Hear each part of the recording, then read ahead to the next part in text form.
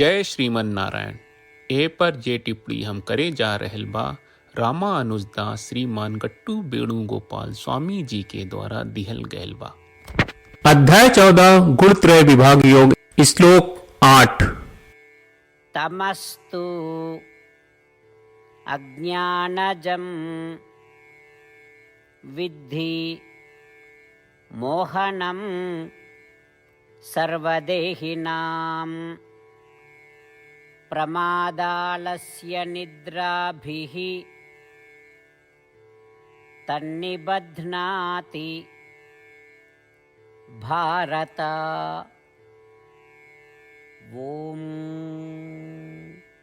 गीता 4 श्री कृष्ण परमात्मा अर्जुन समेत हमनी सबके गुणत्रय विभाग योग सिखा रहे बानी। परमात्मा कह रहे बाड़न की अर्जुन तीसर गुण तमोगुण बा। तमोगुण अज्ञानता से पैदा होला और औरी अज्ञानता के जन्म देला। तमोगुण लापरवाही, आलस्य और नींद के माध्यम से सब मूर्त आत्मा के भ्रमित बहाना देला। एकरा से लापरवाही पैदा होला जाला और ऐसन व्यवहार होखेला जौन की ना करे के चाहिए। ई तरह से तमोगुण के परिणाम स्वरूप मूर्त आत्मा के कई गो पापूर्ण जन्म लेवे के पड़ेला। ई कह के श्री कृष्ण परमात्मा तमोगुण के प्रभाव और ई हमनी के कैसे बहानत बा ई बतावत बाड़न।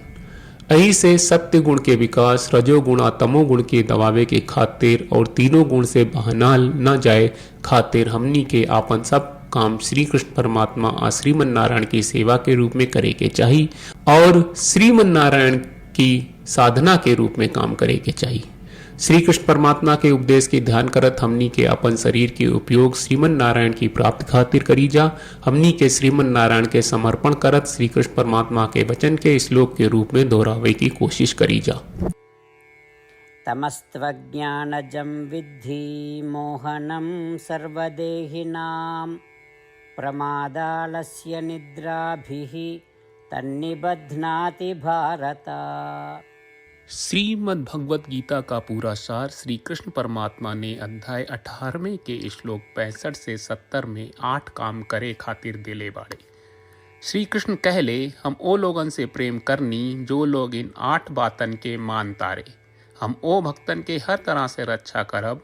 श्री कृष्ण परमात्मा के द्वारा बोलल गईल संपूर्ण भगवत गीता सुनला के बाद अर्जुन कहले करिष्ये वचनम त्वा, जेके मतलब बा कृष्ण मैं वही करब जौन आप कही।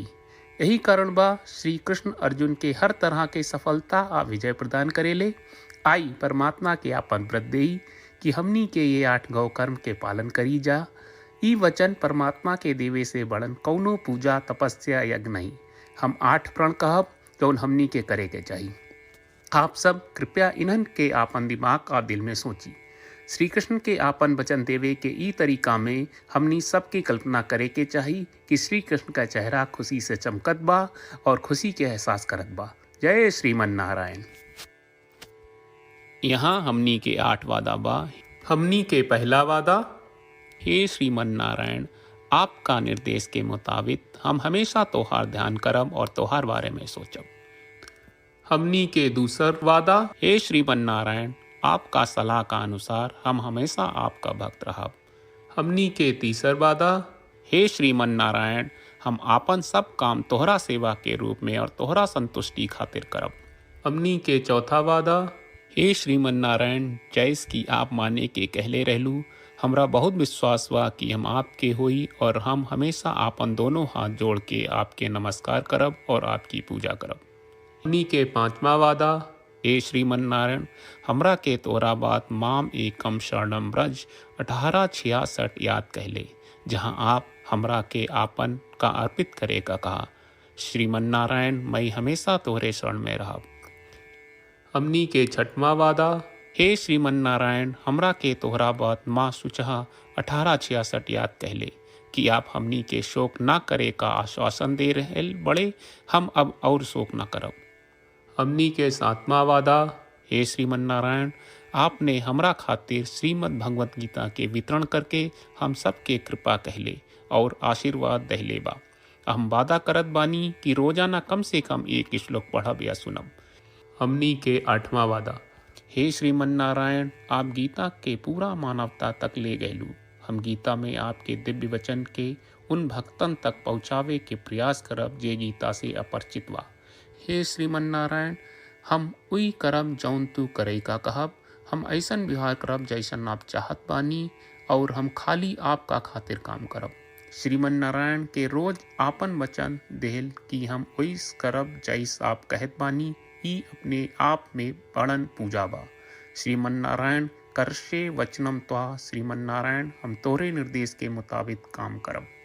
सर्वं श्री कृष्ण अर्पणम अस्तु। जय श्रीमन नारायण। तमस्तु अज्ञानजं विद्धि मोहनं सर्वदेहिनां प्रमादालस्य निद्राभिः तन्निबध्नाति भारत। ओम तमस्त्वज्ञानजं विद्धि मोहनं सर्वदेहिनां प्रमादालस्य निद्राभिः तन्निबध्नाति भारत।